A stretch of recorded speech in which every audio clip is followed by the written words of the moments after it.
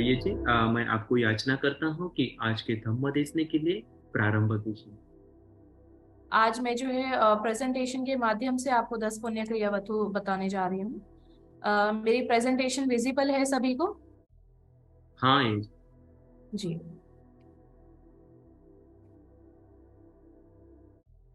तो हमारा जो आज का विषय है, हमारा विषय 10 पुण्य क्रियावतु पर है। सबसे पहले अपना विषय आरंभ करने से पहले जिन्होंने हमें ये पुण्य और पाप का विषय बताया, वास्तव में क्या पुण्य है क्या पाप है, भगवान बुद्ध ने हमें यह बताया। हम लोग मिथ्या दृष्टि के कारण बहुत सारे ऐसी चीजें हैं या बहुत सारे ऐसे कर्म हैं जिसे हम वास्तव में पुण्य मानते हैं, लेकिन हम देखें धम्म की दृष्टि से तो वो वास्तव में पाप हैं। और बहुत सारे कर्म ऐसे हैं जिसे हम अकुशल या पाप मानते हैं, लेकिन वास्तव में वो पुण्य है। तो ये सही का जो ज्ञान है, जो ये सम्यक दृष्टि देने वाले भगवान बुद्ध हैं, उनको मैं वंदन करती हूँ। उनके सुआख्यात अच्छी तरीके से व्याख्या किया हुआ, विश्लेषण के साथ व्याख्या किया हुआ धम्म को मैं वंदन करती हूँ। और 2500 वर्षों से लगातार धम्म को, सधम्म को चिरायु बनाने के लिए जो आरूढ़ संघ है, सुप्रतिष्ठित मार्ग पर आरूढ़ संघ है, उस श्रावक संघ को मैं वंदन करती हूँ। परयति धम्मा के आयोजक सभी आयोजकों को मैं बहुत बहुत साधुवाद और अभिनंदन देना चाहती हूँ कि उन्होंने दूसरी बार मुझे यहाँ आमंत्रित किया है ताकि मैं अपना धम्म यहाँ शेयर कर सकूं, सभी के साथ साझा कर सकूं। और इस धम्म के लाभ से सभी जो है शीघ्र ही ज्यादा से ज्यादा पुण्य करके और निरंतर वो जो है धम्म की तरफ बढ़ते रहें और निर्वाण को प्राप्त करें। तो मैं ऐसी मंगल कामना करती हूँ कि सभी इस संस्था का उद्देश्य है, परयति धम्मा का जो उद्देश्य है आप तक धम्म पहुंचाने का और निर्वाण के मार्ग में आप सभी को लगाने का, वो उद्देश्य भी पूरा हो, ऐसी मंगल कामना करती हूँ। आज का जो हमारा विषय है 10 पुण्य क्रियावतु, आप में से मुझे लगता है सभी लोग पिछली बार भी जुड़े थे और हम लोगों ने पिछली बार इस चीज को शेयर भी किया था कि जो हमारे अकुशल हैं, जब हम अभिधम्मा पढ़ते हैं तो जो हमारे अकुशल हैं, लोभ द्वेष और मोह, उसमें से यदि हमें लोभ और द्वेष को खत्म करना है तो हमें महाकुशल चित्त को जागृत करना होता है। महाकुशल चित्त को समय समय पर अपडेट करना होता है। और चित्त को महाकुशल बनाने के लिए, क्योंकि अकुशल तो स्वाभाविक आ जाता है, हमारे चित्त में लोभ द्वेष तो स्वाभाविक आ जाता है, लेकिन उसे समाप्त करने के लिए या उसे नियंत्रित करने के लिए हमें निरंतर प्रयास करना होता है, अभ्यास करना होता है। और वो अभ्यास हमें महाकुशल चित्त को जागृत करने के लिए करना होता है। और महाकुशल चित्त जागृत कैसे होता है? 10 प्रकार के पुण्य कर्मों से। भगवान ने 10 प्रकार के पुण्य कर्म बताए हैं। पुण्य कर्म और पारमिता दोनों अलग अलग चीज हैं। पहले हम पुण्य करते हैं, बाद में हम पारमिता पर आते हैं। पुण्य पहली सीढ़ी है, इसके बाद कुशल आता है और कुशल के बाद में पारमिता आती है। तो हमारा जो पहला है वो है 10 पुण्य क्रियावतु, कि कैसे हम 10 प्रकार के पुण्य कर पाएंगे ताकि हम लोग जो है लोभ और द्वेष को नियंत्रित कर सकें और एक समय पर आकर हम उसका प्रहार कर सकें या उसे नष्ट कर सकें। तो हमारा जो फर्स्ट है वो हमारा है 10 पुण्य क्रियावतु। इसे हम शुरू करते हैं। तो पहला जो आपका 10 पुण्य क्रियावतु में जो पहला आता है वो आता है आपका दान। आप देख पा रहे हैं स्क्रीन पर दान। और दूसरा है शील और तीसरा है भावना। ये मैंने आपको उस दिन भी बताया था कि वास्तव में ये 10 क्रियावतु है, लेकिन हम इसे 3 हेडिंग में, 3 टाइटल में हम इसे डिवाइड करते हैं या 3 कैटेगरी में हम इसे विभाजित करते हैं। दान, शील और भावना। आप हमेशा याद रखिए, जब भी आप देखिए कि आप संघ को जब आमंत्रित करते हैं या संघ आपको आशीर्वाद देता है, तो भी संघ हमेशा कहता है दानं ददन्तु सद्धाय शीलं रखन्तु सर्वदा भावनाभिरता होन्तु गच्छन्तु देवता गता। दानं ददन्तु सद्धाय, श्रद्धा से दिया गया दान। शीलं रखन्तु सर्वदा, शीलों की रक्षा कीजिए और श्रद्धा से दान दीजिए। भावनाभिरता होन्तु, भावना से अभिभूत होइए, भावना मतलब ध्यान साधना। और गच्छन्तु देवता गता, जो ऐसा करता है वो देवलोक में उत्पन्न होता है। तो यही दान, शील और भावना, 3 मुख्य बिंदु हैं, दान शील और भावना पुण्य कर्मों के। और इसके अंदर में कुछ ऐसे पॉइंट आते हैं जो हमें नहीं पता है। हम जानते हैं दान के बारे में, हम सभी जानते हैं, लेकिन दान के साथ साथ में हमें और क्या करना होता है जो कि पुण्य कर्मों का अंग है, वो हमें नहीं पता। शीलों के बारे में हम सभी जानते हैं। हम निरंतर पंचशील और उपोषित वाले दिनों में हम अष्टशील का पालन करते हैं। लेकिन शील के बाद भी कुछ आता है, शीलों के अंदर भी कुछ आता है जो हमें करना चाहिए, जो हमें नहीं पता है। और इसी तरह से भावना के भीतर भी आता है। तो हम लोग दान से आरंभ करते हैं। दान का मतलब है देना। हमें सबको पता है कि दान का मतलब है देना। देना मतलब आप चैरिटी दे सकते हैं, आप दयालुता से दे सकते हैं। और दान का दूसरा पॉइंट आता है, जैसे मैंने बताया दान मुख्य बिंदु है, तो दान के साथ में दो पॉइंट और आते हैं। दान के बाद आता है आपका पत्ती दान और पत्तानुमोदन। पत्ती दान का मतलब है जो हमने पुण्य कर्म किया दान करके, उस दान के पुण्य कर्मों में दूसरों को भी भागीदार बनाना। हम अपना जो पुण्य कर्म है वो दूसरों के साथ में साझा कर रहे हैं, शेयर कर रहे हैं। तो जब हम दान का पुण्य कर्म करते हैं तो अकेले हम अगर कर रहे हैं तो वो केवल दान होगा। लेकिन अगर हमें 10 कर्म करने हैं, 10 पुण्य करने हैं, तो उसमें हमारे दान के साथ साथ पति दान भी होना चाहिए। पति दान का अर्थ है कि आप पुण्य कर्म कर रहे हैं, लेकिन आप अपने पुण्य कर्मों में दूसरों को भी भागीदार बना रहे हैं। दूसरे आपके प्रियजन हो सकते हैं, आपके मित्र हो सकते हैं, आपके पड़ोसी हो सकते हैं, आपके परिवार के सदस्य हो सकते हैं। तो जब हम अपने पुण्य कर्मों में, अपने दान के पुण्य कर्म में दूसरों को साझेदार बनाते हैं, भागीदार बनाते हैं, तो उसे कहा जाता है पत्ती दान। और तीसरा आपका पॉइंट आता है पत्तानुमोदन। पत्तानुमोदन मतलब अगर कोई व्यक्ति पुण्य कर्म कर रहा है, अगर कोई व्यक्ति दान कर रहा है, तो उसके दान में मुदिता का भाव होना, उसके दान में हमेशा प्रसन्न रहना, उसके दान में रिजॉइस करना कि वो अच्छा कर्म कर रहा है तो मैं उसमें भागीदार बनूं। एक होता है बनाना और एक होता है बनना। तो ये दान, पत्ती दान और पत्तानुमोदन, अनुमोदन, अनुमोदन करना, जो हम दान कर रहे हैं, जो हम पात्र दे रहे हैं, उसका हम अनुमोदन कर रहे हैं। तो अगर कोई व्यक्ति दान कर रहा है, चाहे आपका मित्र है, चाहे आपका पड़ोसी है, चाहे आपके परिवार के जन है, प्रियजन है, कोई भी दान कर रहा है, तो उसमें कहीं पर भी ईर्ष्या वाला भाव उत्पन्न ना होना, बल्कि उसमें मुदिता का भाव उत्पन्न होना कि मैं भी उसके अच्छे कर्मों में भागीदार बनूं, मैं उसका अनुमोदन करूं। अरे वाह वाह वाह, साधु साधु साधु, खूब खूब अनुमोदन आपका कि आपने अच्छा कर्म किया, दान का कर्म किया। तो ये होता है पत्तानुमोदन। अब हम देखेंगे कि जब हम लोग दान करते हैं, दान तो अक्सर मुझे लगता है सभी यहाँ जितने भी उपासक उपासिका जुड़े हैं तो सभी समय समय पर किसी न किसी प्रकार से दान करते ही करते हैं। लेकिन दान के साथ साथ में क्या हम पत्ती दान और पत्तानुमोदन करते हैं? क्या हम अपने कर्मों में दूसरों को भागीदार बनाते हैं, या फिर किसी और के कर्म में हम मुदिता का भाव रखकर भागीदार बनते हैं? यदि हम बनते हैं तो हम दान की तीनों सीढ़ियों को, दान, पत्ती दान और पत्तानुमोदन को हम परिपूर्ण करते हैं। इसके बाद दूसरा है आपका शील। शील के बारे में हम सभी जानते हैं। शील का मतलब नैतिकता है, आचरण है, व्यवहार है। पंचशील है, अष्टशील है। भिक्षु के लिए 227 शील है, भिक्षुणी के लिए 311 शील है। तो अलग अलग तरह से हम लोग शीलों का पालन करते हैं। तो शील के साथ में आता है आपका, शील अकेला नहीं है, शील के साथ में आपका आता है अपचयना। अपचयना पाली भाषा का शब्द है। अपचयना का मतलब है सेवा भाव। किसके प्रति सेवा भाव, किसके प्रति आदर भाव है आपका? अपने बुजुर्गों के प्रति, या फिर जो भी आप देखते हैं कि जिसको जरूरत है आपकी, उसके प्रति।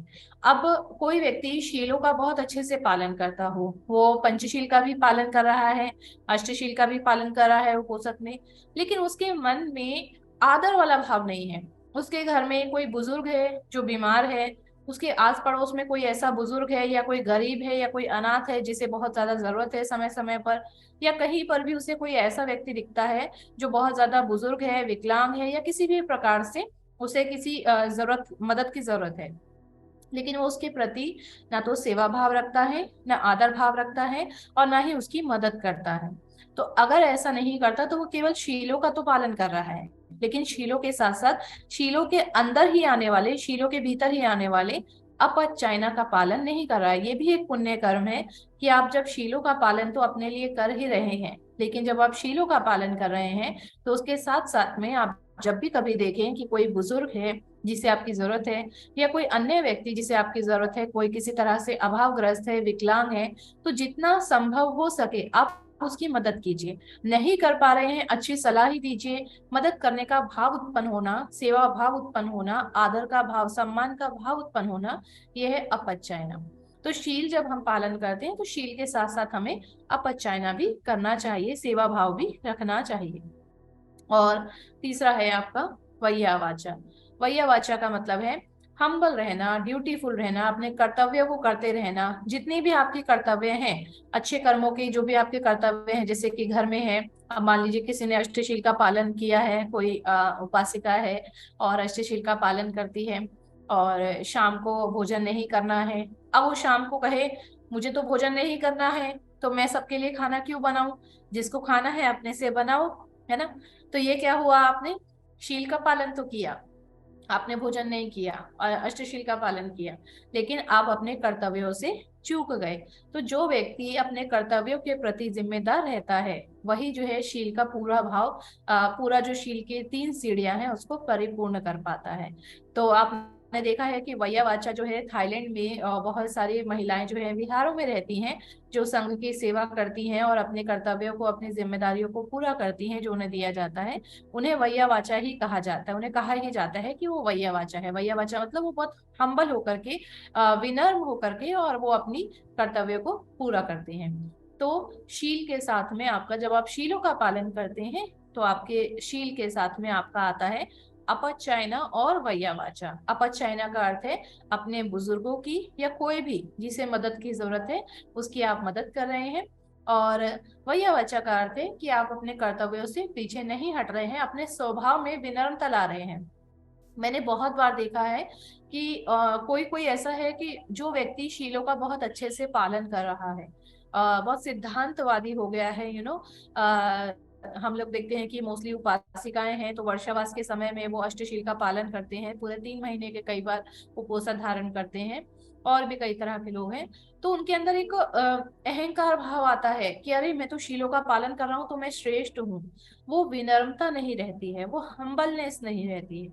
तो हम शीलों का जब पालन कर रहे हैं वो हम अपने लिए कर रहे हैं, और इसीलिए शीलों का पालन करने का सही मतलब तभी सार्थक होता है जब आप शीलों का पालन करते हुए दूसरों के प्रति विनम्र रहें। आपके अंदर वो अहंकार ना आए कि मैं शीलों का पालन करता हूँ और देखो सामने वाला नहीं करता, या मैं अष्टशील का पालन करता हूँ, सामने वाला तो केवल पंचशील का ही पालन करता है। तो वो विनम्रता रहनी चाहिए, वो अहंकार भाव उत्पन्न नहीं होना चाहिए। तो शील के साथ में आपका अपचयना और वैयावाचा दोनों आता है। तो ये 10 पुण्य क्रिया में से 3 हो गए। तो दान के आपके 3 पॉइंट हो गए हैं और शील के 3 पॉइंट हो गए हैं, 6 हुए। अब इसके बाद में तीसरा आपका आता है, तीसरी कैटेगरी जो आपकी है वो है आपकी भावना। भावना का मतलब है आपका मानसिक विकास होना।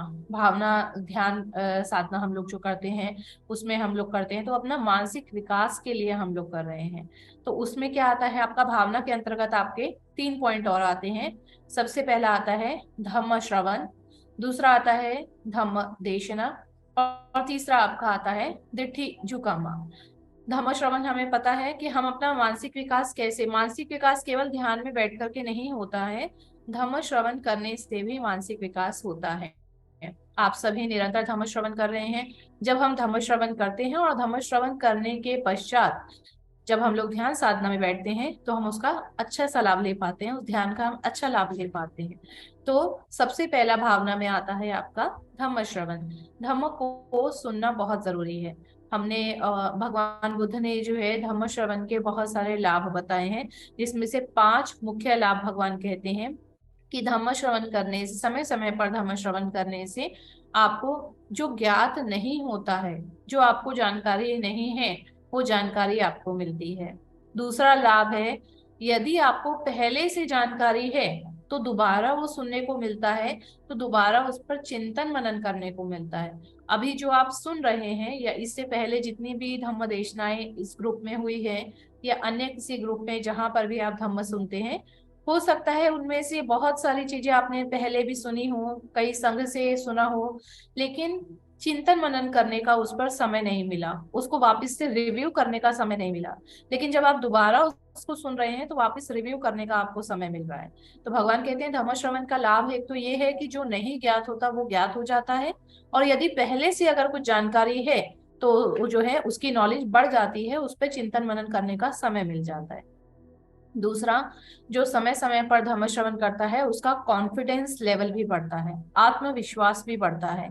और वास्तव में क्योंकि जब आप समय समय पर धर्म श्रवण करेंगे तो ज्ञान की उत्पत्ति होगी, आप ज्ञानी बनेंगे। और जो व्यक्ति ज्ञानी होता है उसका आत्मविश्वास स्वाभाविक रूप से बढ़ जाता है, वो वैसे ही कॉन्फिडेंट हो जाता है। वो किसी भी सभा में जाकर बैठ सकता है, चाहे वो राजाओं की सभा हो, चाहे मंत्रियों की सभा हो, चाहे उपासक उपासिकाओं की सभा हो, किसी की भी सभा हो, आत्मविश्वास के साथ जाता है। तो ये भी धम्म श्रवण का लाभ है। चौथा, शंकाओं का निवारण होता है। शंकाएं, कई बार हमारे मन में प्रश्न होते हैं और हम लोग पूछना चाहते हैं लेकिन पूछ नहीं पाते हैं, या कई बार हम लोग खुद ही नहीं समझ पाते हैं कि कैसे पूछे। लेकिन कई बार धम्म श्रवण करते करते हमारे आधे से ज्यादा प्रश्नों का हल वहीं पर निकल जाता है। तो शंकाओं का निवारण होता है। और पांचवा, सम्यक दृष्टि उत्पन्न होती है। तो धम्म श्रवण करने के ये 5 लाभ भगवान ने बताए हैं। ज्ञान की उत्पत्ति होती है, नया ज्ञान सुनने को मिलता है। जो पहले से ज्ञान लिया हुआ है या सुना हुआ है उस पर चिंतन मनन करने का अवसर मिलता है। शंकाओं का निवारण हो जाता है, आत्मविश्वास जागता है, और सम्यक दृष्टि उत्पन्न होती है।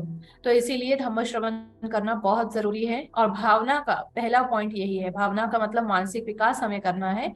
तो मानसिक विकास करने के लिए सबसे पहला पॉइंट है कि आपको धम्म श्रवण करना है। इसके बाद आता है धम्म देशना। अब सुन तो लिया, सुनने के बाद देना भी तो है। तो आपने सुन लिया, आपको सुनने के बाद में देना भी है। अगर आप देंगे तो आपके खुद के जो कॉन्सेप्ट्स है वो क्लियर होते जाएंगे। आप हमेशा याद रखिए, जरूरी नहीं है कि आप चीवर में हैं तभी आप धम्मदेशना दे सकते हैं। आप हमेशा अपने मित्रों के साथ में, परिवार के सदस्यों के साथ में, आप कहीं भी बैठे हैं, भोजन कर रहे हैं साथ में, या वैसे ही चर्चा कर रहे हैं धम्म की, तो जो धम्म आपने सुना है वो उनको बताते जाइए, थोड़ा थोड़ा थोड़ा थोड़ा बताते जाइए। तो ये होगा कि आप उन्हें धम्म दे रहे हैं। और जब आप धम्म उनको देंगे तो आपका जो खुद आपने सुना हुआ है वो भी आपको स्पष्ट होता जाएगा, क्लियर होता जाएगा। तो धम्म सुनने के बाद में, धम्म श्रवण के बाद में धम्म देशना भी जरूरी है। और लास्ट में है दिट्ठी जू कम्मा। दिट्ठी का मतलब दृष्टि, और कर्मों के प्रति, जू कम्मा कर्मों के प्रति। तो हमें हमारा जो दृष्टि है कर्मों के प्रति वो हमारी बिल्कुल सीधी होनी चाहिए, या हमारी दृष्टि जो है वो सम्यक होनी चाहिए। कई बार हम अपने कर्मों को जस्टिफाई करने का प्रयास करते हैं। हम लोग कोई गलत काम कर देते हैं और हमें पता भी है कि वो गलत है, हमारा मन जानता है, हम लोग जानते हैं कि धर्म के अनुसार वो काम गलत है। लेकिन किसी के सामने अपने आप को सही साबित करने के लिए हम लोग जो है उसको जस्टिफाई करते हैं कि नहीं, मैंने ये काम इस परिस्थिति में किया, तो बेशक ये काम गलत है लेकिन मैंने उस परिस्थिति में किया तो मेरा वो काम सही है। जैसे कि कई बार भगवान ने जैसे कहा है कि अकारण जीव हत्या नहीं करनी है। अब किसी को कोई मच्छर काटने आया या कोई छोटा सा कीड़ा मकोड़ा ही काटने आया और वो उसको मार देता है, तो कहता है, वो जस्टिफाई करता है वहां पर उसको कि वो मुझे काटने आ रहा था इसीलिए मैंने उसको मारा। तो ये जस्टिफाई आप नहीं कर सकते हैं, क्योंकि उससे बचने के और भी उपाय हैं। आप उसे भगा सकते हैं, आप उसे हटा सकते हैं, अन्य उपाय भी हैं। लेकिन आपने गलत कर्म करने के बावजूद भी अपने आप को सही साबित करने का प्रयास किया, इसका मतलब आपने अपने ही कर्मों के प्रति जो दृष्टि है वो मिथ्या रखी है।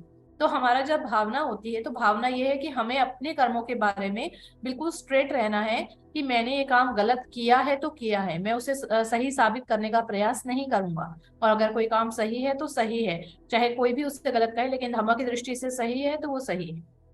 तो जब हमारी अपने कर्मों के प्रति हम लोग बिल्कुल स्ट्रेट फॉरवर्ड हो जाते हैं कि जो गलत है वो गलत है, जो सही है वो सही है, तो वो दिट्ठी जो कम दृष्टि मतलब अपने कर्मों के प्रति हमारी सम्यक हो जाती है।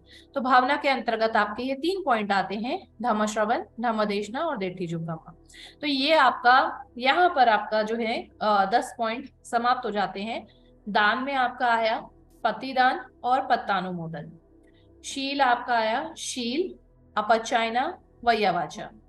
और भावना में आपका आया भावना, धम्म श्रवण, धम्मदेशना और दिट्ठी जुगम।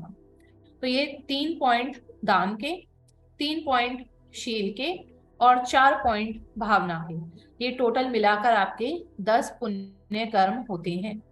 इसको अगर हम लोग डिटेल में जानना चाहेंगे तो डिटेल में बहुत कुछ है इसमें जानने के लिए। तो अभी हम लोग शुरू करते हैं सबसे पहले दान से।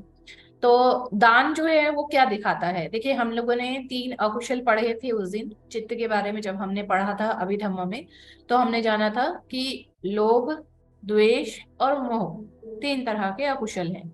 इसी तरह से यदि इसका विपरीत लिया जाए तो विपरीत में 3 तरह के कुशल हैं: अलोभ, अद्वेष और अमोह। अ लगा है तो अलोभ, अलोभ मतलब जिसमें लोभ ना हो। तो दान क्या है? अलोभ है। जब हम दान नहीं करते हैं तो वहां लोभ है। जैसे कि हम कहते हैं कि हमारा जो दूसरा शील है, पंचशील में हमारा दूसरा शील है अदिन्ना दाना वेरमणि सिक्खापदं समादियामि। मैं चोरी नहीं करूंगा। जब मैं कहता हूं कि मैं चोरी नहीं करूंगा तो ये नेगेटिव सेंटेंस में हमने इसको बोला। लेकिन अगर हम इसका पॉजिटिव सेंटेंस लें तो हम क्या करेंगे कि हम चोरी तो नहीं करेंगे। अगर चोरी नहीं करेंगे तो क्या करना है वो भी तो हमें पता होना चाहिए। तो चोरी नहीं करेंगे तो हम क्या करेंगे? दान करेंगे। क्योंकि अगर हमने चोरी भी नहीं की, दान भी नहीं की, तो हम मुर्दा समान ही हो गए। तो हमें दान करना है। तो दान करने का मतलब ही है कि हमें लोभ को अपोजिट कर देना है। जब हम चोरी करते हैं तो इसका मतलब हमारे मन में लोभ की भावना उत्पन्न हुई है, हमारा लोभ चित्त जागा है, हमारे मन में लालच जागा है किसी की कोई भी वस्तु को देखकर, संपत्ति को देखकर, और फिर हम उसे चुराते हैं। तो काया से तो हम बाद में चुराते हैं, पहले हमारे मन में लोभ उत्पन्न होता है। लेकिन यदि हम लोग अपनी संपत्ति में से समय समय पर दान करते हैं तो जो व्यक्ति अपनी ही संपत्ति को दूसरे को दे रहा है तो वो दूसरे की संपत्ति को चुराएगा नहीं कभी भी। तो इसलिए जो दान है वो है अलोभ। इसी तरीके से शील जो है, शील हमारे काया को, वाणी को संयमित करता है। तो शील जो है वो किसका विपरीत है? द्वेष का। तो शील है अद्वेष। जहां पर शील का अगर हम अच्छे से पालन कर रहे हैं तो इसका मतलब हमारे चित्त में कभी भी द्वेष उत्पन्न नहीं होगा। तो अद्वेष की भावना जो है वो शील है। और इसी तरीके से अमोह, मोह मैंने बताया था 2 प्रकार का है: शंकाएं उत्पन्न करना, मन में बेचैनी रहना, ये 2 प्रकार का लोभ सॉरी मोह होता है। तो इसका विपरीत है भावना। क्योंकि शंकाएं उत्पन्न होंगी ही नहीं, क्योंकि भावना के अंतर्गत हम लोग, अभी मैंने आपको बताया कि भावना में हम लोग क्या कर रहे हैं, हम लोग धम्म श्रवण कर रहे हैं, धम्म देशना दे रहे हैं और कर्मों के प्रति दृष्टि को सम्यक बना रहे हैं। तो जब हम धम्म श्रवण कर रहे हैं तो धम्म श्रवण करने से हमारी शंकाएं दूर हो जाएंगी। शंकाएं दूर होंगी तो इसका मतलब हमारे अंदर ज्ञान जागेगा, प्रज्ञा जागेगी। और प्रज्ञा का मतलब ही है अमोह, मोह का विपरीत। जहां मोह है मतलब अज्ञानता है, और मोह का नष्ट होना मतलब ज्ञान, ज्ञान आना, प्रज्ञा जागना। तो भावना जो है वो हमारा अमोह है। ये बिल्कुल सीधा सीधा है कि हमारा लोभ, द्वेष, मोह 3 अकुशल है। अगर हम इसका कुशल बनाना चाहें तो वो होता है अमोह सॉरी अलोभ, अद्वेष, अमोह। और अलोभ का मतलब है दान, अद्वेष का मतलब है शील, और अमोह का मतलब है भाव। और अगर हम इस तरीके से प्रयास करते हैं तो निश्चित रूप से हम लोग जो है अपने अकुशल को मिटा सकते हैं। वैसे तो ये बताया हुआ है कि केवल निर्वाण जब तक हम हमें नहीं मिलता है तब तक ये लोभ, द्वेष, मोह हमारे समाप्त नहीं होते हैं। लेकिन हम इसे जो है नियंत्रित कर सकते हैं, है ना। मैंने आपको पहले भी बताया था, हम इसे नियंत्रित कर सकते हैं। आगे चलते हैं।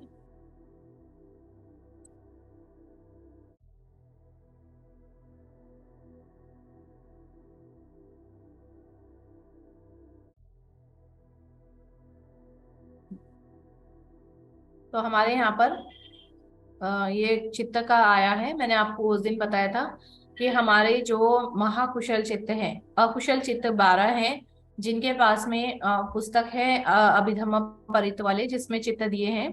तो उसमें आप देख सकते हैं कि 12 हमारे अकुशल चित्त हैं। लेकिन उसे नष्ट करने के लिए जो महाकुशल चित्त हमें चाहिए वो हमारे 8 प्रकार के हैं, जिसमें से 4 हमारे ज्ञान संप्रयुक्त हैं और 4 हमारे ज्ञान विप्रयुक्त हैं। जो ज्ञान संप्रयुक्त है मतलब प्रज्ञा के साथ, ज्ञान के साथ, तो वो हमारे मोह को नष्ट करते हैं। और जो ज्ञान विप्रयुक्त है वो हमारे लोभ और द्वेष को नष्ट करते हैं। इसे आप जब चित्त पढ़ेंगे तो ये बहुत डिटेल में जो है समझाना होगा आप लोगों को। इसे हम बाद में पढ़ेंगे।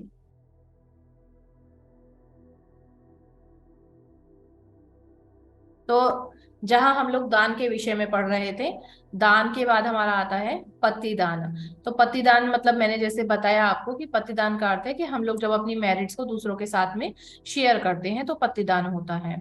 तो यहाँ पर पतिदान का अर्थ बताया है, practice of sharing merits with all beings started as a result of a request by Deva King Sakka. After Buddha had explained to Deva King why gift of Dhamma surpasses all gifts, Sakka praised Buddha and asked that merits of discourse should be shared by all devas present. Thereafter, Buddha instructed the Sangha to share merits upon all beings whenever Dhamma is taught to the audience. देखिए, हम लोग देव के बारे में जानते हैं जिसे हम इंद्र कहते हैं या सक्क देव कहते हैं। तो सक्क देव को जब भगवान बुद्ध ने बताया था, ये शुरू कहाँ से हुआ, पहले जो है बुद्ध या संघ जो है वो हम शेयर नहीं करते थे। हम जितना भी पुण्य कर रहे होते थे, जितना भी हम दान कर रहे होते थे, उसे हम शेयर नहीं करते थे। लेकिन जब भगवान बुद्ध ने देव को बताया, सक्क को बताया कि सभी धर्मों में, सभी सभी दानों में यदि कोई सर्वश्रेष्ठ दान है तो वो है धम्म का दान। हम जानते हैं धम्म दानम सब दानम जिनाति, सभी दानों में धम्म का जो दान है वो सर्वश्रेष्ठ है। जब सक्कदेव ने ये सुना भगवान से तो उसने जो है भगवान की प्रशंसा की और उन्होंने भगवान को कहा कि आप जितना भी धम्म देते हैं, धम्म का दान करते हैं, तो उस दान को हमारे साथ भी शेयर किया कीजिए, हम भी उसमें पुण्य के भागीदार बन जाएंगे। तब उसके बाद में जब सक्का ने ये रिक्वेस्ट की भगवान से, उसके बाद ही भगवान ने जो है पूरे संघ को ये कहा कि जब भी आप धम्म का दान करेंगे तो उसे हम लोग शेयर करेंगे, हम पत्ती दान करेंगे। जितना भी हम दान करेंगे, अभी आप लोग दान करते हैं तो आप चीवर का दान, भोजन का दान या अन्य किसी प्रकार का दान करते हैं। संघ जब दान करता है तो क्या करता है, धम्म का दान करता है। और हम देखते हैं जब भी संघ परित्राण पाठ करता है तो अंत में जो है हम लोग पुण्य अनुमोदन भी करते हैं, या अलग तरीके से जो है हम उसको आमंत्रित करते हैं, देवताओं को आमंत्रित करते हैं, हम लोग आवाहन करते हैं। समन्ता चक्रवाले सुअत्रा गच्छन्तु देवता सधम्मं मुनिराजस सुनंतु सग्ग मोक्षदम। हम लोग ये बोल करके देवताओं को आमंत्रित करते हैं। तो आमंत्रित क्यों कर रहे हैं, क्योंकि हम धम्म का दान करने जा रहे हैं, तो हमें देवताओं के साथ में वो शेयर करना है, साझा करना है, पतिदान करना है। इसीलिए हम उनको आमंत्रित करते हैं कि आप भी आइए और जो है भगवान बुद्ध के धम्म को सुनिए। तो ये परंपरा, जो पतिदान की जो परंपरा है, ये वहीं से आरंभ हुई थी। इसके बाद में after performance of meritorious action one should share merits acquired with all beings. चेतना of sharing merits with others is associated with loving kindness and compassion which actually strengthens achievement of merits। देखिए, हमारे साथ में अगर हम एक सांसारिक जीवन में देखें तो हम लोग जो दान करते हैं उसे जब हमें दूसरों को भी अपने दान में भागीदार बनाना है, हमें प्रतिदान करना है, तो उस समय में हम लोग अपने आसपास में अपने परिवारजन, अपने मित्रजन के साथ में हम उसे शेयर कर सकते हैं। लेकिन यहाँ पर केवल उनके साथ में शेयर करने की बात नहीं हो रही है, जो हमारे जो दृश्य हैं, जो विजिबल हैं, जो हमें दिखाई दे रहे हैं। यहाँ पर भगवान कह रहे हैं कि सभी बींग, सभी जितने भी सत्व हैं, 31 लोकों के, 31 भूमि के जितने भी सत्व हैं, सभी को करुणा और मैत्री से आमंत्रित करके, करुणा और मैत्री से सभी के साथ में आपको अपना जो पुण्य है, आपका अपना जो दान है वो शेयर करना है। Those beings present, such as living person, departed relatives, pretas and devas who are aware of punya and rejoice will benefit sharing of merits। तो वो जो जितने भी हैं, चाहे वो जीवित प्राणी हैं, चाहे मृत प्राणी हैं, चाहे प्रेत योनि के हैं, चाहे देवा हैं, सभी जो भी पुण्य को जानता है, जो भी मृत हुआ है वो पुण्य को जानता है, हम उन्हीं के सभी के साथ में वो जो अपने पुण्य कर्म है दान का, उसे हम शेयर करते हैं। By rejoicing in meritorious action, they acquire punya or kusala, which will bring them future happiness। और इनसे क्या होगा, वो अनुमोदन इसका करेंगे और अनुमोदन करने के बाद में उन्हें सुख और शांति मिलेगी। Thus, sharing of merits benefits both parties, donor as well as recipient, and who rejoices in the act. Sharing of merits should be done mentally or verbally, so that those beings present are aware of one's intention and receive merits wholeheartedly। जो दान कर रहा है वो भी share कर सकता है, जो दान को प्राप्त कर रहा है वो भी शेयर कर सकता है। यदि आप उपासक उपासिका हैं और आप दान कर रहे हैं तो आप भी शेयर कर सकते हैं अपने जीवित मित्रों के साथ में, मृत जो आपके प्रियजन हैं उनके साथ में, 31 भूमि के सभी सत्वों के साथ में, कि हम जो दान कर रहे हैं तो सभी उसमें भागीदार बने और रिजॉइस, आनंद लें उसमें। और इसी तरीके से यदि संघ उसको प्राप्त कर रहा है तो संघ भी जो है उसे शेयर कर सकता है कि जो भी दान मुझे प्राप्त हुआ है, इस दान में मैं सभी को भागीदार बनाता हूँ। अब वो चाहे मानसिक भी आप बना सकते हैं, जरूरी नहीं है कि आपको बोलकर ही बनाना है। यदि आपने मन में उनके प्रति विचार भी कर लिया कि मैं इसको अपने पुण्य शेयर करता हूँ, जैसे कि आपकी माता जी हैं, पिताजी हैं, कोई भी जिसकी भी मृत्यु हुई हो और आपके बहुत क्लोज रहे हो, आपके बहुत प्रियजन रहे हो, तो दान करते समय आप उनका चित्त में स्मरण कराएं कि मैं जो ये दान कर रहा हूँ इससे उनको भी लाभ मिले, ये उसमें भागीदार बने।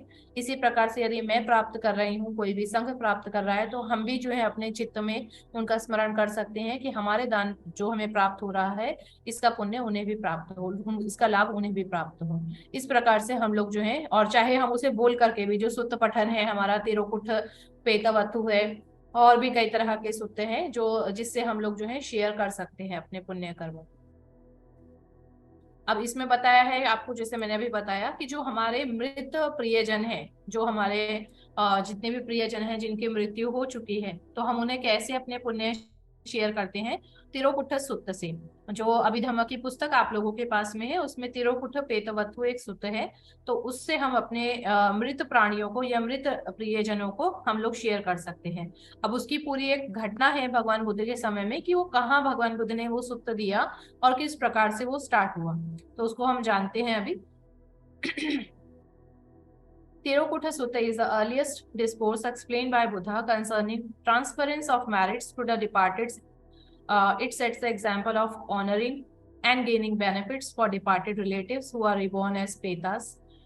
Petas, who were relative of King Bimbisara in a previous existence, had waited at his palace, expecting him to share with them merits of his offering to Buddha. But the king was occupied with thoughts of finding a place for Buddha to stay and failed to transfer merits to them. That night, they surrounded his palace and made a horrible noise. Next morning, after the king had consulted Buddha about the incidents, he prepared a great offering to Buddha and transferred merits to Peta relatives.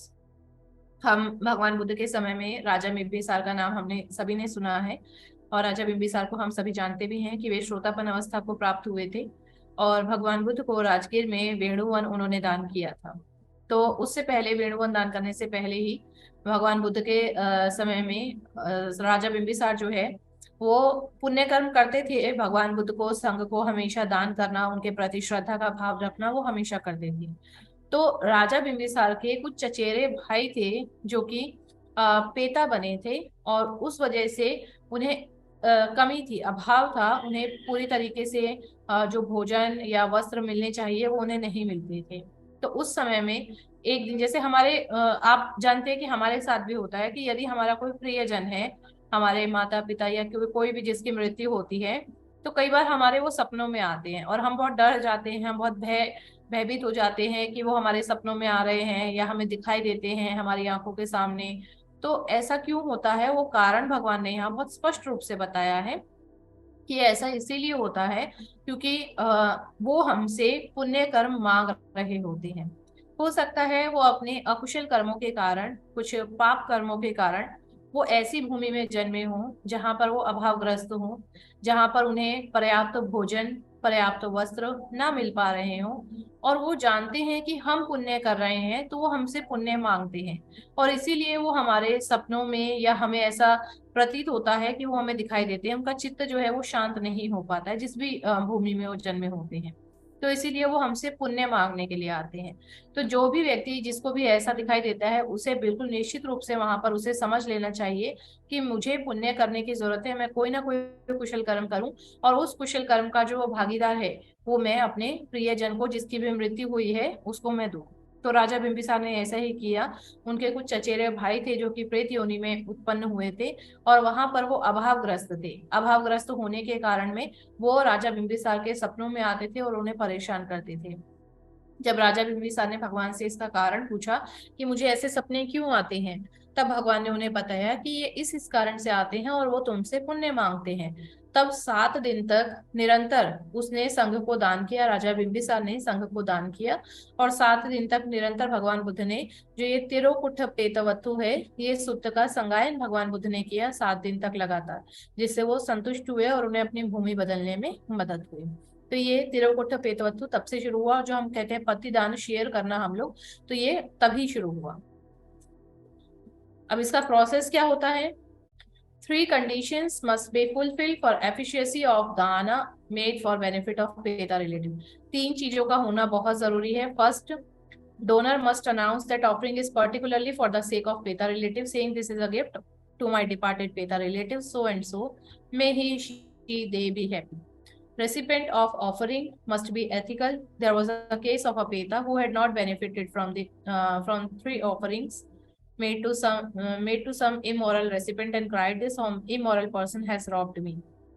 And peta relative must actually appreciate and rejoice at offering performed for his her their sake, possess wholesome pleasure। देखिए, जब हम लोग दान करते हैं तो उसमें 3 चीजें तो हमेशा रहती हैं।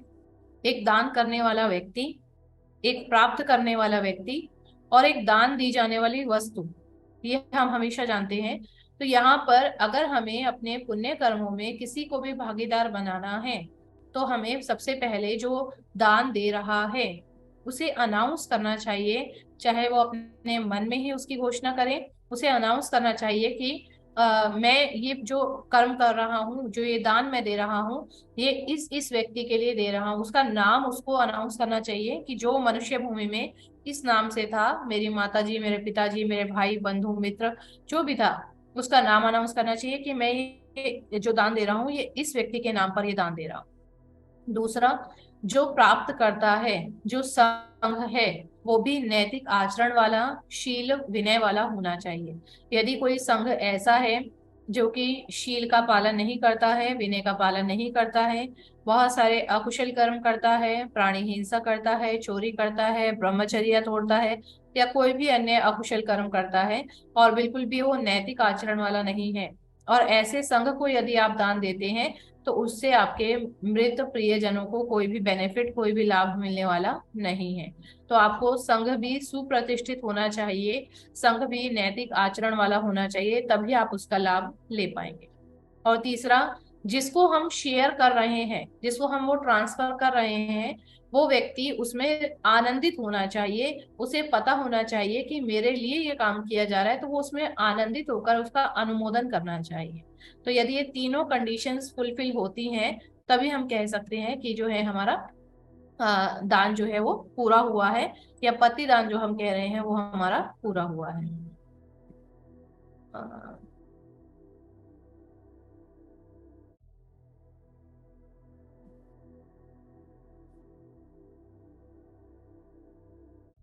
By inviting Buddha and Sangha to participate, dana specially made for benefits of his departed relatives। जो मैंने अभी बताया है वो वही सब बताया जा रहा है। King Bimbisara fulfilled 2 of 3 conditions by rejoicing at offering made particularly for their sake, his departed relatives fulfilled the 3rd condition। तो तीनों कंडीशन वहां पूरी हुई। 2 राजा बिम्बिसार ने किया, उसने उनका नाम अनाउंस किया और भगवान बुद्ध को दान किया, जो कि ऑलरेडी शीलवान या नैतिक आचरण वाले थे। और जो भी उनके रिलेटिव्स थे जिसको ये जरूरत थी पुण्य कर्मों की, उन्होंने भी उसमें जो है आनंदित होकर के उसका अनुमोदन किया।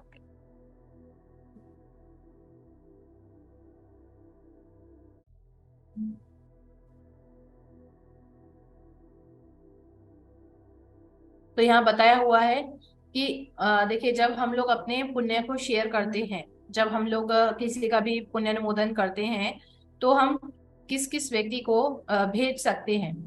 हम लोग अपनी अपनी जो दान की जो पारमिता है, दान का जो पुण्य कर्म है, वो हम किसको शेयर कर सकते हैं, या तरंगों के माध्यम से हम किसे बांट बांट सकते हैं। तो भगवान बुद्ध के अनुसार बताया गया है, offerings will reach them if they are in an opportunate appropriate place but not otherwise। inappropriate places are, कैसी कैसी जगह में हम नहीं कर सकते हैं। जानवर की भूमि में, या हम कहें हेल, हेल का मतलब यहाँ पर निरया भगवान बुद्ध ने जो भूमि बताई है, जब आप 31 भूमियों को पढ़ेंगे तो आपको पता चलेगा। जानवर की भूमि में there they survive and exist on kinds of nutrients that creatures conceived in animals womb have. Human world और हेवनली वर्ल्ड। ये 4 तरह के ऐसे स्थान हैं जहां पर हम लोग अपनी ऑफरिंग्स को शेयर नहीं कर सकते हैं। इसके बाद आपका आता है पत्तानुमोदन। पतिदान के बारे में हमने पढ़ा कि किस प्रकार से हम लोग अपने पुण्य को, अपने दान को हम लोग शेयर करते हैं दूसरों के साथ। अब जो उसको ले रहा है उसका अनुमोदन करना भी बहुत जरूरी है। यदि उसने उसका अनुमोदन नहीं किया है तो वो दान पूरा नहीं होगा, पतिदान पूरा नहीं माना जाएगा।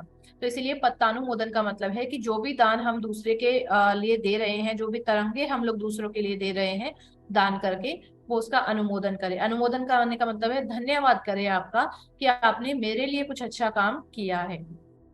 तो यहाँ पर जो है अनुमोदन करने के लिए आपको मुदिता भाव होना चाहिए। मुदिता भाव मैंने पहले भी बताया है कि ईर्ष्या का विपरीत मुदिता भाव है कि हम लोग सम्यक दृष्टि उत्पन्न करके हम लोग मुदित होए कि दूसरा कोई अच्छा कर्म कर रहा है तो उससे ईर्ष्या का भाव नहीं रखना है। अब यहाँ पर एक और घटना बताई है। Unwilling rejoice is not happy.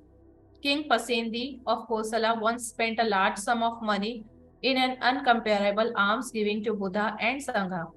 At that time, 2 ministers were present. One was highly pleased and rejoiced in meritorious action, thankful for King's sharing of merits with all beings.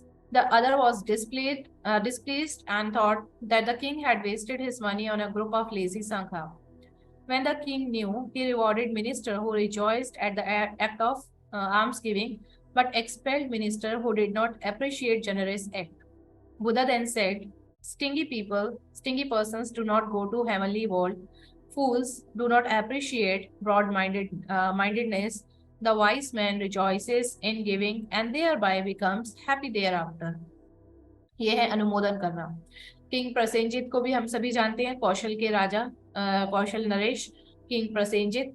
तो एक बार किंग प्रसेनजित ने बहुत सारा दान जो है वो संघ को किया था। बुद्ध और उनके संघ को बहुत बड़ा मात्रा में दान किया। और उनके 2 मंत्री थे राजा प्रसेनजित के। दोनों मंत्री में से एक मंत्री तो बहुत खुश था कि राजा बहुत अच्छा काम कर रहा है, बहुत अच्छा किया जो उसने जो है दान किया संघ को। लेकिन जो दूसरा मंत्री था वो बड़ा नाखुश था, बड़ा नाराज था कि राजा प्रसेनजित जो है वो संघ पे इतना पैसा लुटाता है, इतना पैसा व्यर्थ करता है, वेस्ट करता है। और ये संघ तो पूरा आलसी है, ये कोई काम नहीं करते हैं, कोई श्रम नहीं करते हैं, पैसा नहीं कमाते हैं, और राजा प्रसेनजित जो है इनके ऊपर इतना पैसा व्यर्थ कर रहे हैं। जब राजा को ये बात पता चली तो उन्होंने, जो मंत्री प्रसन्न था उस मंत्री को उन्होंने अवार्ड दिया, रिवॉर्ड दिया और उसे सम्मानित किया। और जो मंत्री खुश नहीं था संघ को दान करने से, उस मंत्री को उन्होंने अपने राज दरबार से निकाल दिया, निष्कासित कर दिया। तब भगवान बुद्ध ने यही बताया कि जो अच्छे कामों में मुदित होता है, जो दूसरों के पुण्य कामों में, पुण्य कर्मों में मुदिता का भाव रखता है, वो व्यक्ति हमेशा प्रसन्न रहता है और वो अच्छी भूमि में ही जन्म लेता है, सुगति में ही भूमि में जन्म लेता है। लेकिन यदि आप दूसरों के पुण्य कर्मों में खुश नहीं होते हैं, आनंदित नहीं होते हैं, ईर्ष्या का भाव रखते हैं या उसकी अवहेलना करते हैं, तो आप कभी भी सुगति में जन्म नहीं लेंगे और प्रसन्न भी नहीं रहेंगे, आप हमेशा दुखी ही रहेंगे। इसलिए जब भी आपके कोई मित्र, प्रियजन कोई भी दान करता है तो हमेशा आप उसका अनुमोदन कीजिए, चाहे वो थोड़ा हो चाहे वो ज्यादा हो, हमेशा उसका अनुमोदन कीजिए। कभी भी उसमें ईर्ष्या का भाव मत रखिए या कभी भी ऐसा मत कहिए कि आप इतना दान क्यों कर रहे हैं, आप दान मत कीजिए, या उसे रोकने का प्रयास मत कीजिए, उसमें अनुमोदन करना चाहिए। तो ये हमारा दान का जो 10 कर्म है, 10 पुण्य में से 3 पुण्य कर्म, दान, पतिदान और पत्तानुमोदन, 3 हमने पढ़े। अभी हमारी बारी है शील की।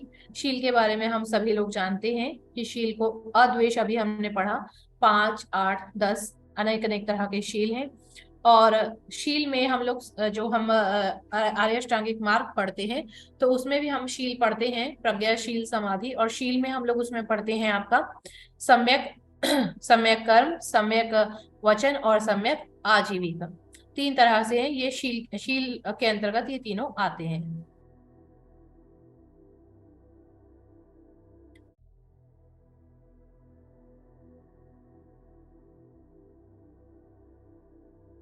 जब हम लोग आर्य अष्टांगिक मार्ग पढ़ते हैं तो आर्य अष्टांगिक मार्ग में हमारा जो शील है उसमें हम लोग सम्यक वचन, सम्यक कर्म और सम्यक आजीविका पढ़ते हैं। सम्यक वचन में 4 प्रकार के आते हैं। इसमें आगे होगा।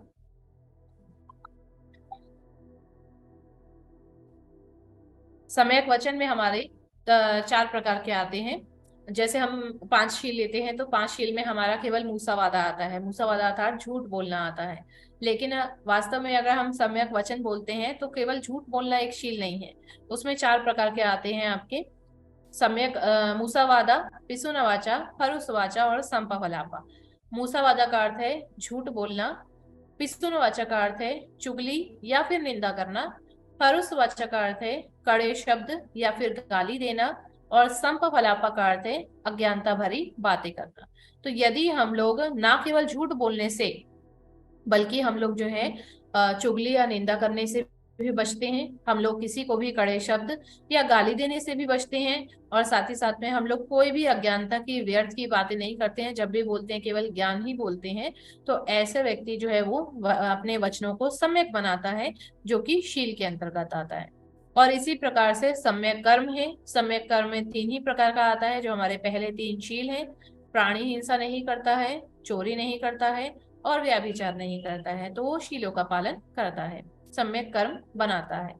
और सम्यक आजीविका में भगवान ने बताया कि जो हम धन अर्जित करते हैं अपना जीवन यापन करने के लिए, वो धन किस किस प्रकार से अर्जित किया हुआ नहीं होना चाहिए। यदि आप शस्त्रों का व्यापार करते हैं, यदि आप पशुओं को काटने का व्यापार करते हैं, मनुष्यों को बेचने का व्यापार करते हैं, जहर का व्यापार करते हैं, नशे का व्यापार करते हैं, तो ऐसे व्यापार जो हैं वो सम्यक आजीविका के अंतर्गत नहीं आते हैं।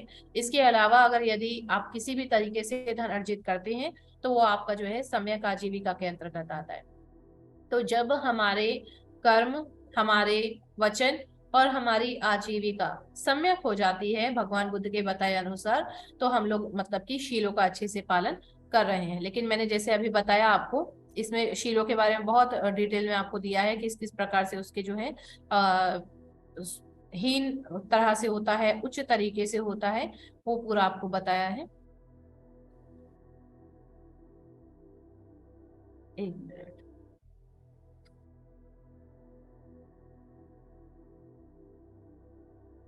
शील के बाद में आपका आता है अपचायना। अपचायना का अर्थ मैंने बताया आपको जैसे पहले, कि अपचायना का अर्थ है कि अपने से बड़े जो हैं आपको उनका सेवा भाव रखना, या जिस जिस भी व्यक्ति को मदद की जरूरत है उनके प्रति आपका मदद वाला, सहायता वाला भाव रखना, तो आपका होता है अपचायना। Respect is the basis of meritorious actions when encounter with elderly and holy person. Taking his ball, rope for him, greeting him, showing him the way. देखिए यहाँ पर केवल बुजुर्गों की बात नहीं हो रही है, यहाँ पर संघ की भी बात हो रही है कि अगर कोई संघ है, कोई भी भिक्षु या भिक्षुनी है, तो आप उसका सम्मान कैसे प्रकट करते हैं, आप उसके प्रति आदर कैसे प्रकट करते हैं। सबसे पहले तो जब आप संघ से मिलते हैं तो आप उन्हें हाथ जोड़कर, अपना सर झुका करके आप उन्हें वंदन करते हैं। यदि बैठने का उचित स्थान है तो आप बैठकर पंचांग प्रणाम करते हैं। कई बार उनके हाथ में अगर सामान ज्यादा होता है, बैग है, पात्र है, भोजन पात्र है, तो आप उनके हाथ से भोजन पात्र ले लेते हैं, और जहां पर उचित स्थान होता है वहां पर पात्र रख देते हैं, तो उनके हाथ से उनका पात्र ले लेना। यदि उनके पास में चीवर है तो चीवर यदि उनका बनाना है, उनको चीवर किसी भी तरह का चीवर का काम है, धोना है, सुखाना है, कई बार आप उनकी मदद करते हैं चीवर ठीक करने में, तो ये आपका सम्मान करने का तरीका है। और showing him the way. Showing him the way बहुत ही कॉमन चीज है, जिसे हम बहुत ही हल्का समझते हैं, लेकिन ये वास्तव में जो है बहुत अच्छी चीज। देखिए, जब संघ किसी नए घर में जाता है, यदि आप लोग भी अपने घर में संघ को आमंत्रित करते हैं, और यदि संघ पहली बार आपके घर में जा रहा है, तो उसे नहीं पता होता कि उसे कहाँ जाना है, कौन से कमरे में जाना है, कौन से दरवाजे से जाना है, ऊपर जाना है, सीढ़ियां हैं तो, या फिर नीचे रहना है। तो होता क्या है कि आप लोग आगे आगे चल करके, या तो पुष्प के माध्यम से, फूलों से आप उनका स्वागत करते हैं, और जहां जहां आप फूल बिखेरते जाते हैं तो संघ को पता होता है कि मुझे इस रास्ते पर जाना है और इस कमरे में जाना है। यदि फूल नहीं है तो आप केवल उन्हें हाथ से ही रास्ता दिखाते हैं कि आइए भंते जी, आइए अय्या जी। तो आप उन्हें रास्ता दिखाते हैं कि वास्तव में उनका स्थान कहाँ पर है, कहाँ उनका आसन है जहां पर आप उन्हें बिठाना चाहते हैं घर में। लेकिन कई बार क्या होता है कि लोगों को नहीं पता होता है, तो वो पीछे रहते हैं, वो भी सम्मान करने के तरीके से ही रहते हैं कि संघ है, श्रेष्ठ है, तो संघ आगे आगे चले और हम पीछे रहें। लेकिन संघ पहली बार आपके घर में आया है तो संघ को पता ही नहीं है कि आगे जाना है तो कहाँ जाना है। कौन से कमरे में जाना है, कौन से दरवाजे से अंदर जाना है। तो इसीलिए बेहतर है कि यदि संघ पहली बार आपके घर पर आ रहा है तो आप उन्हें रास्ता दिखाइए। पुष्प से दिखा सकते हैं रास्ता तो बहुत अच्छी बात है, नहीं तो आप हाथ से भी उनको रास्ता दिखा सकते हैं कि भंते जी आप यहाँ पर आइए। तो ये एक रिस्पेक्ट करने का तरीका है, एक अपच का भाग है, शील का भाग है कि आप जो है विनम्र है वहां पर और आप सम्मान करके आप उन्हें रास्ता दिखा रहे हैं। This explanation implies a humble attitude of mind. आपका जो मन है वो वहां पर आपका विनम्र है, that is free of self importance. और जब आप दूसरे का सम्मान करते हैं तो आपका जो अपना महत्व होता है उसको आप फ्री कर देते हैं, मतलब आप अपने आप को श्रेष्ठ दिखाने का प्रयास नहीं करते हैं। क्योंकि जब आप दूसरे का सम्मान कर रहे हैं, दूसरे के प्रति आप अच्छा भाव रख रहे हैं, तो इसका मतलब आप अपने आप को जो है सर्वश्रेष्ठ नहीं दिखा रहे, दूसरे को सर्वश्रेष्ठ दिखाने का प्रयास कर रहे हैं और इसीलिए आप उनका सम्मान कर रहे हैं।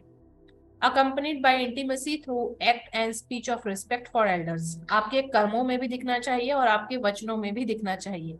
हो सकता है कि आप हाथों से या फिर अपने काया से तो बहुत अच्छा व्यवहार कर रहे हैं, लेकिन पीछे से जो है आप उनके प्रति कड़वे शब्द बोलते हो या गलत शब्द बोलते हो, तो इसका मतलब आप उनका सम्मान नहीं करते हैं। तो सम्मान करने का तरीका है कि आपकी काया और आपकी वाणी दोनों में सम्मान प्रतीत होना चाहिए। One should hold them in high regard, address them respectfully, bow to them, rise in their presence, and offer appropriate seat, serve them first, and generally treat them with the greatest respect। तो आप किस किस तरीके से कर सकते हैं वही आपको बताया हुआ है कि आप उन्हें ज्यादा उच्च उच्च से उच्च स्तर जो भी है सम्मान करने का वो आप कीजिए, सम्मान पूर्वक आप उन्हें बुलाइए। यदि आप संबोधित कर रहे हैं तो जैसे कि हम जी लगाते हैं शब्दों में सम्मान पूर्वक, अलग अलग देशों में अलग अलग शब्द का प्रयोग किया जाता है। उनके सामने हम झुक रहे हैं, यदि वो खड़े हैं तो हम भी खड़े हो जाएं, उन्हें सीट दें हम लोग, और अच्छे से आसन उनका बिछा हुआ हो। यदि हम कोई भी चीज दे रहे हैं तो सबसे पहले हम उन्हें दें, उन्हें सर्व करें हम, और उन्हें ग्रेटेस्ट जो रिस्पेक्ट जो है, ज्यादा से ज्यादा रिस्पेक्ट के साथ हम उन्हें व्यवहार करें। उनकी हर एक चीज को हम लोग ध्यान से रखें। जैसे कि संघ आपके यहाँ पर आता है तो जैसे आप संघ को रहता है कि संघ को किसी भी तरीके से परेशानी ना हो, तो आप प्रयास करते हैं कि उनको पैर न लग जाए, उनका आसन प्रॉपर तरीके से हो। यदि वो खड़े हैं तो तुरंत उन्हें आसन दिया जाए बैठने के लिए, वंदन करना है। यदि भोजन सर्व किया जा रहा है या पानी दिया जा रहा है या चाय दी जा रही है, कोई भी चीज आप सर्व कर रहे हैं, तो सबसे पहले आप संघ को देते हैं, उसके बाद में उपासक उपासिकाओं को देते हैं। तो ये केवल ना संघ के साथ में बल्कि संघ के अलावा यदि आपके घर में बुजुर्ग हैं तो उनके साथ में भी यही बर्ताव आपको करना चाहिए, यही व्यवहार आपको रखना चाहिए कि उनके प्रति भी आप इसी तरीके से सम्मान प्रकट करें। रेवरेंस अमंग ले पीपल। अब आपके साथ में जो उपासक उपासिका हैं उनके साथ में आप किस प्रकार से सम्मान प्रकट कर सकते हैं। Parents comes first because they bring their children into the world and raise them with care and affection, always looking after their welfare and success। सबसे पहले माता पिता, क्योंकि माता पिता बच्चे को जन्म देते हैं, बड़ी ही केयर से, बहुत ही देखभाल उनकी करते हैं, प्रेम से स्नेह से उनको पालते पोसते हैं और हमेशा उनका अच्छा और सफलता के लिए प्रयास करते रहते हैं। तो यदि आसपास में यदि कोई माता पिता है तो सबसे पहले आप माता पिता को देंगे। Buddha said that even if one should carry his mother on one shoulder and his father on other shoulder for 100 years, serving them devotedly, one could never repay them. But if one could motivate one's parents to practice dana and morality and establish them in faith, in triple gem and wisdom, one does repay what is due to one's parents। देखिए बुद्ध ने कितनी अच्छी बात कही है। भगवान कहते हैं कि यदि कोई व्यक्ति अपने एक कंधे पर माता को और दूसरे कंधे पर पिता को लेकर के भी 100 सालों तक भी उनके प्रति समर्पित भाव से उनकी सेवा करे, दोनों कंधों पर बैठा करके, तब भी जो है वो माता पिता के कर्ज को नहीं उतार सकता। जो माता पिता ने उसके लिए किया उसका वो वापस नहीं कर सकता। लेकिन अगर कोई अपने माता पिता को दान का अभ्यास करने के लिए प्रोत्साहित करता है, शीलों का पालन करने के लिए प्रोत्साहित करता है, बुद्ध धम्म और संघ इन 3 रत्नों में श्रद्धा का भाव उत्पन्न करता है, या प्रज्ञा जगाता है अपने माता पिता में, तो वो बिल्कुल अपने माता पिता का जो है कर्जा उतार सकता है। भगवान ने भी यही किया। जैसे कि लोगों में भ्रम होता है कि भगवान तो अपना घर छोड़कर चले गए, माता पिता को छोड़कर चले गए, पत्नी बच्चों को छोड़कर चले गए, कुछ भी नहीं दिया उन्होंने परिवार में। लेकिन भगवान ने जो धम्म अपने परिवार को दिया, उससे बड़ा कोई गिफ्ट हो ही नहीं सकता। हम अपने माता पिता, अपने बच्चे, अपनी पत्नी, अपने पति को जो तोहफा देते हैं, जो उपहार देते हैं, वो उपहार हम लोग क्या देते हैं? हम लोग कपड़े दे सकते हैं, हम संपत्ति दे सकते हैं, हम गाड़ी दे सकते हैं, लेकिन ये सारी चीजें अनिश्चित काल के लिए हैं, अनित्य हैं, किसी भी समय क्षण भर में नष्ट हो सकती हैं। लेकिन यदि हम अपने किसी को भी उपहार स्वरूप धम्म देते हैं, प्रज्ञा देते हैं, दान करने के लिए, अभ्यास के लिए उनको प्रोत्साहित करते हैं, शीलों का पालन करके उनको प्रोत्साहित करते हैं शीलों का पालन करने के लिए, तो ये सबसे बड़ी संपत्ति, सबसे बड़ा उपहार है, जो कि नष्ट होने वाला नहीं है, और उसका अच्छा फल वो भुगतेंगे, उनका जीवन सुख और शांति से बीतेगा। तो भगवान ने अपने पूरे परिवार को सबसे बड़ा उपहार दिया, और वही भगवान यहाँ भी कह रहे हैं कि यदि आप भी अपने परिवारजनों को ऐसा देते हैं तो वो सबसे बड़ा सम्मान का भाव होगा उनके प्रति, और अपने माता पिता का कर्जा उतारा जा सकता है यदि हम माता पिता को ये सब दे पाते हैं तो। Right view indicates that there will be results of vipaka, results of karma towards one parents. Therefore, one should always hold them in respect in thoughts, speech and action. तो माता पिता के प्रति जो भी हम कर्म करते हैं उनका भारी विपाक हमें मिलता है। अच्छे कर्म करते हैं तो भारी अच्छा फल मिलेगा हमें, और बुरे कर्म करते हैं तो बुरा फल मिलेगा। इसीलिए अपने माता पिता के प्रति मन से भी, वाणी से भी और काया से भी, तीनों से हमें जो है हमेशा सम्मानजनक रहना चाहिए।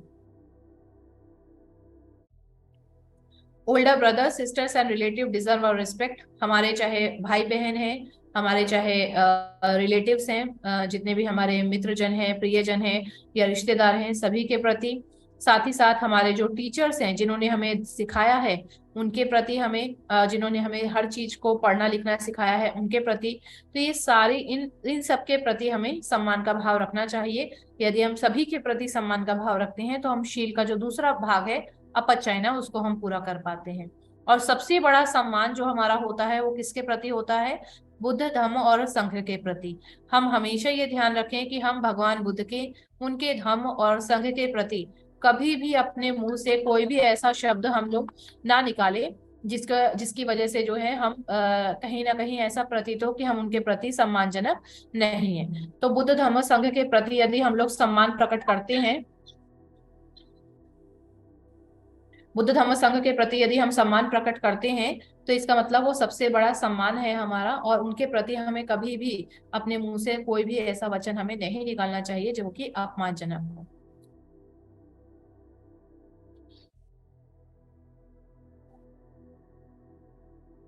इसके बाद हमारा नेक्स्ट पॉइंट आता है यहाँ पर वय्यावाचा।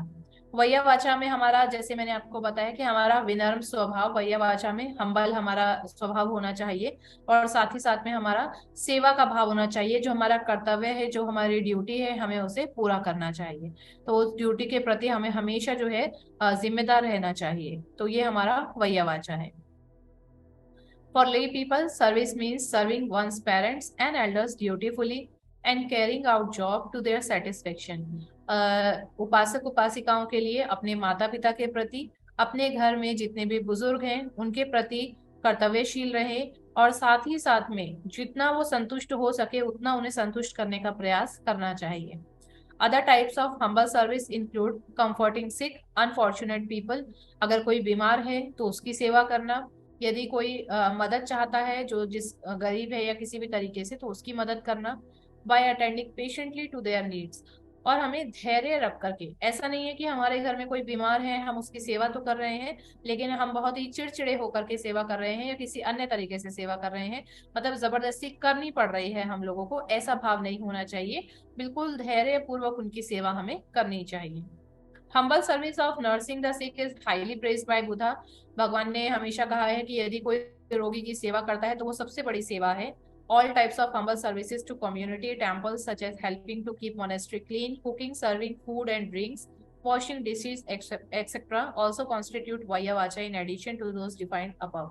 तो यहाँ बताया जा रहा है कि अगर आप समाज की सेवा करते हैं, विहार में जाकर विहार को सफाई करना, संघ के लिए भोजन पकाना, संघ को किसी भी तरीके से भोजन या ड्रिंक्स सर्व करना, या संघ के पात्र को धोना, संघ के लिए चीवर को धोना, इस तरह की जो चीजें, संघ की कुटी है तो वहां पर सफाई कर लेना, ये छोटी छोटी जो चीजें हैं ये सेवा भाव आपका दिखाती हैं, जो कि शीलों के अंतर्गत आता है। यदि आप शीलों का पालन करते हैं तो शीलों के साथ साथ में आपको ये भी करने का प्रयास करना चाहिए। इसके बाद है हमारा भावना पे आते हैं। शील हमारे यहाँ समाप्त हो रहे हैं। शील में आया आपका अपचायना और वैयावाचा। अब इसके बाद में है हमारा भावना, और भावना में सबसे पहला पॉइंट हमारा क्या आता है, धम्म श्रवण, धम्म को सुनना। तो यहाँ बताया है कि भगवान ने 3 प्रकार से श्रावक संघों को बताया कि 3 प्रकार के श्रावक होते हैं। सबसे पहला है topsy turvy brain listener is one who pays no attention throughout the whole talk. He is compared to a pot that is overturned in which any water pot thereon runs off. सबसे पहला भगवान बताते हैं, यहाँ भी अभी बहुत सारे होंगे, सभी लोग धम्म को सुन रहे हैं, लेकिन बहुत सारे लोग ऐसे होते हैं कि केवल सुन रहे हैं लेकिन ध्यान नहीं होता है। मतलब शारीरिक रूप से तो यहाँ पर उपस्थित हैं, लेकिन मन उनका जो है वो इतना विचलित है, इतना चंचल है कि मन भटक रहा है, इसीलिए एक भी शब्द को वो ध्यान से सुन नहीं पा रहे हैं। तो भगवान ने पहला वो बताया है कि ऐसा श्रावक होता है, और भगवान ने उसकी तुलना भी की है। भगवान कहते हैं वो उस मटके के समान है जो कि उल्टा रखा हुआ है, और उस मटके के ऊपर में जितना भी पानी डालोगे वो सारा बह करके नीचे चला जाएगा। इसी प्रकार से वो लोग हैं जो शरीर से तो विद्यमान होते हैं, लेकिन मन उनका भटकता रहता है, और उनको जितना भी धम्म सुनाओ वो मटके के ऊपर जैसे पानी नीचे गिरता जा रहा है, इसी प्रकार से उनके शरीर से वो धम्म नीचे गिरता जाता है, वो कुछ भी ले नहीं पाते। दूसरा भगवान कहते हैं scatter brain listener is one who pays attention throughout the whole talk but can not remember anything afterwards. It is like stacking food and other things on his lap. When he rises from his seat, he scatters them all over the place through absent-mindedness. दूसरे वो लोग हैं जो सुनते तो बहुत ध्यान से हैं, लेकिन जब तक सुन रहे हैं तब तक सुन रहे हैं, और जैसे ही सुनना बंद करेंगे, सुनने उसके बाद वो तुरंत बाद वो सब कुछ भूल जाते हैं, कुछ भी याद नहीं रख पाते हैं। तो भगवान कहते हैं ये ऐसे लोग हैं जो बैठे हैं और अपनी गोदी में खूब सारा खाना उन्होंने रखा हुआ है, लेकिन जैसे ही वो खड़े होते हैं उन्हें ध्यान ही नहीं रहता कि खाना मेरी गोदी में रखा है, और जैसे ही वो खड़े होते हैं तो सारा का सारा खाना वो बिखर जाता है और उस पूरी जगह पर वो फैल जाता है। तो ये ऐसे ही लोग हैं कि जब तक बैठे हैं सुन रहे हैं तो बड़े ध्यान से सुन रहे हैं और अच्छे से अटेंशन भी दे रहे हैं, लेकिन जैसे ही वो धम्म श्रवण करके बंद करते हैं, वहां से खड़े होते हैं, तो सारा का सारा वो भूल जाते हैं, सारा का सारा वो फैला देते हैं वहीं पर। तो ये किस कारण होता है, माइंड उनका जो है वो एकाग्र नहीं है, और एकाग्रता ना होने की वजह से ऐसा होता है।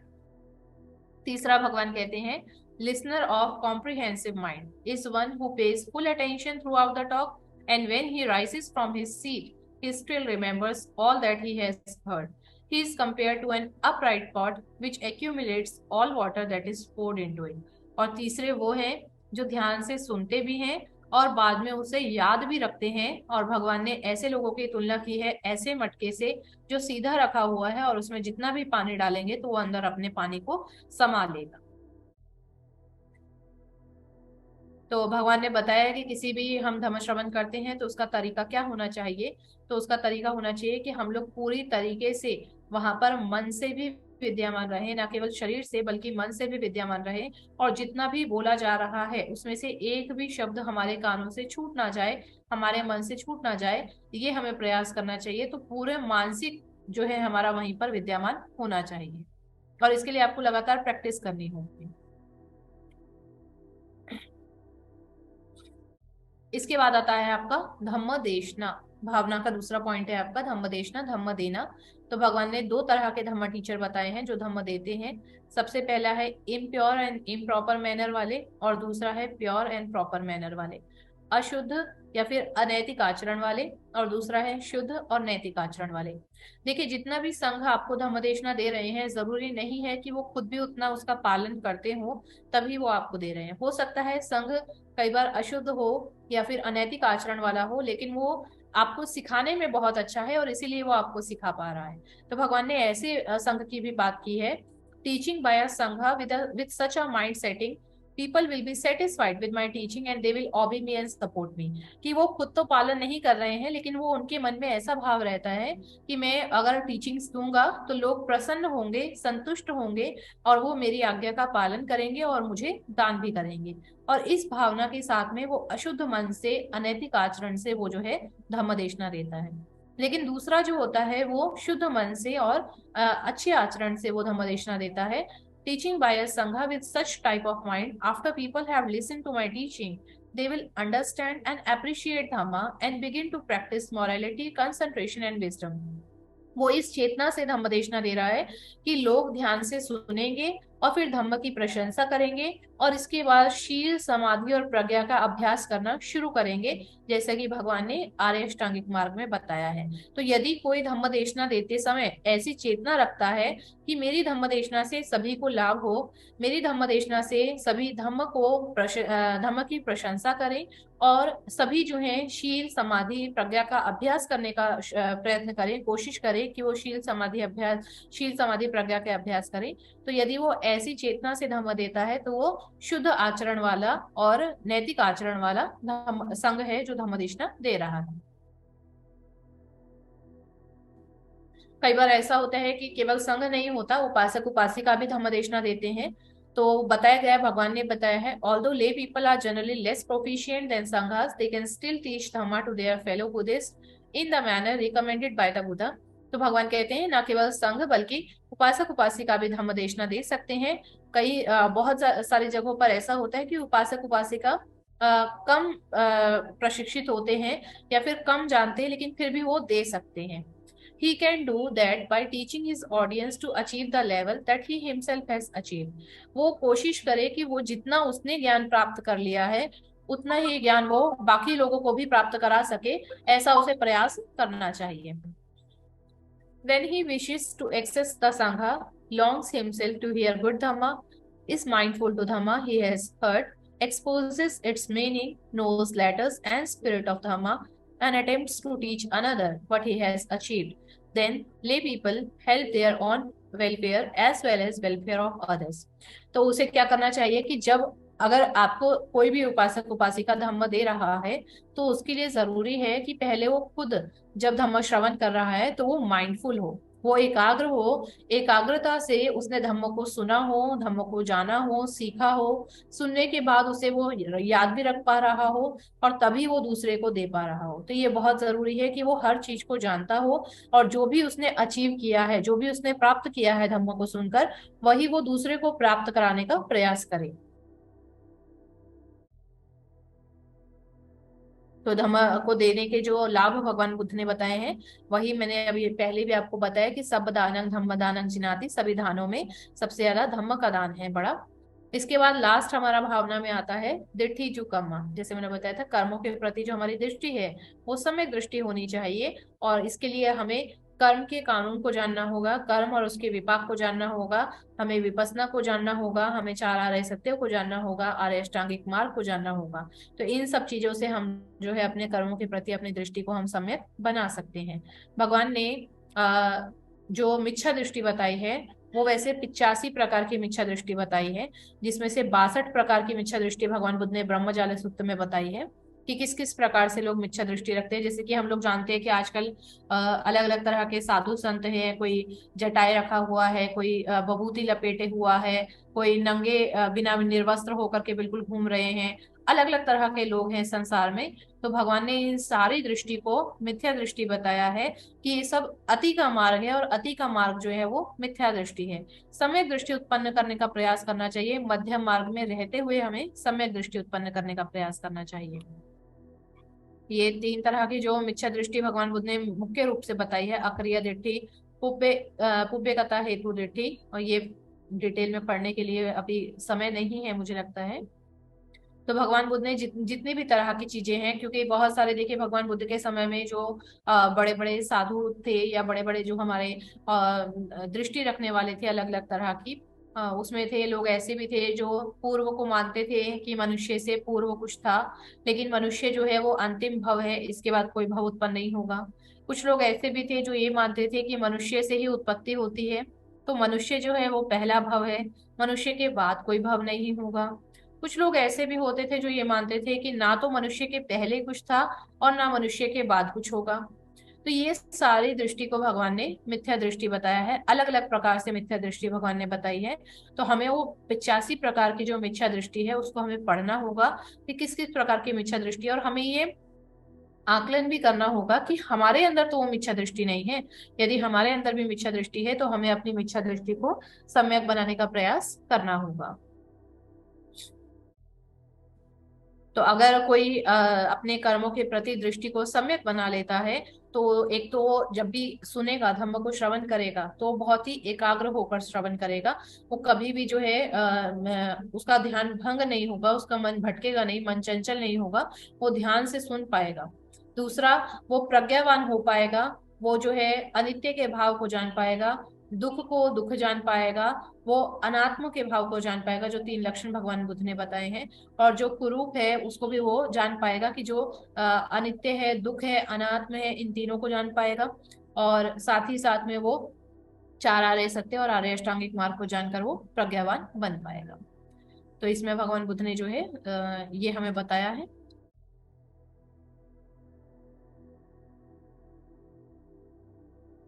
तो यहाँ पर ये समाप्त होता है हमारा। तो आज हमने जो है 10 पुण्य क्रिया वस्तु के बारे में जाना, जो हमारे लोभ और द्वेष को नियंत्रित करने में हमारी मदद करते हैं। 10 पुण्य क्रिया वस्तु में दान, शील और भावना 3 मुख्य रूप से जो है हमारी कैटेगरी है। दान के अंदर हमारा पति दान और पतानुमोदन आता है, कि जब भी हम दान कर रहे हैं तो हम दूसरों को भागीदार बनाएं, और यदि कोई और दूसरा दान कर रहा है तो उसमें हम लोग अनुमोदन भी करें। ये दान की 3 चीजें हैं। साथ ही साथ में शील जब हम पालन करते हैं, तो शील केवल अकेला नहीं है, शील के साथ में अपचायना और वैयावाचा भी आता है। अपचायना का अर्थ है अपने बुजुर्गों के प्रति या फिर संघ के प्रति सम्मान का, आदर का भाव रखना। या फिर जो है अब वैयावाचा जो है वो सेवा का भाव रखना, सेवा करना उनकी, ना केवल आदर का भाव रखना बल्कि सेवा भी करना। तो ये वैयावाचा है। तो ये शील के अंतर्गत आता है आपका अपचायना एंड वैयावाचा। और इसके बाद में भावना है आपका। तो भावना में हमें मानसिक विकास करना है।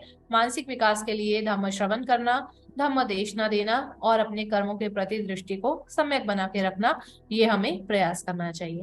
तो यदि हम इन 10 पुण्य कर्मों का प्रयास करेंगे, दानशील भावना के साथ साथ में इनकी जो अन्य सीढ़ियां हैं, ये जो इनकी शाखाएं हैं, इनका भी हमें प्रयास करना चाहिए, जिससे हम निरंतर प्रयास करने से, निरंतर अभ्यास करने से हम अपने लोभ और द्वेष को बहुत मात्रा तक नियंत्रित कर सकते हैं।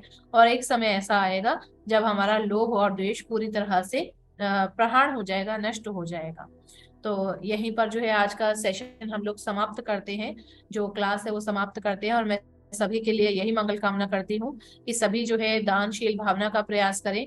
दानशील भावना के साथ साथ में 10 जो पुण्य कर्म आपने पढ़े हैं, जाने हैं, 10 दानशील भावना के साथ साथ उन 10 के 10 पुण्य कर्मों को आप पूरा करने का प्रयास करें, अभ्यास करने का प्रयास करें, जिससे आप लोभ और द्वेष को नियंत्रित कर सकें।